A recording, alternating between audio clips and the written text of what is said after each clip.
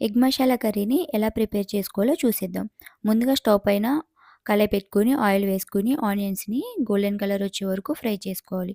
Next టమాటా ముక్కలను కూడా add చేసుకొని లో ఫ్లేమ్‌లో ఒక 10 మినిట్స్ కుక్ చేసుకోవాలి. ఆ తర్వాత 1 టేబుల్ స్పూన్ అల్లం వెల్లుల్లి పేస్టు, 1 స్పూన్ పసుపు వేసుకొని ఒకసారి కలుపుకోవాలి. నెక్స్ట్ తగినంత ఉప్పు, 2 టేబుల్ స్పూన్ కారం, 1 టేబుల్ స్పూన్ గరం మసాలా వేసుకొని ఒకసారి కలుపుకోవాలి. ఎగ్‌ని ఈ విధంగా పీసెస్‌లా కట్ చేసుకొని యాడ్ చేసుకోవాలి. ఆ తర్వాత హాఫ్ గ్లాస్ వాటర్‌ని వేసుకొని ఈ విధంగా ఒకసారి కలుపుకోవాలి. ఫైనల్‌గా స్టవ్‌ని మీడియం ఫ్లేమ్‌లో పెట్టుకొని ఒక 15 మినిట్స్ కుక్ చేసుకోవాలి.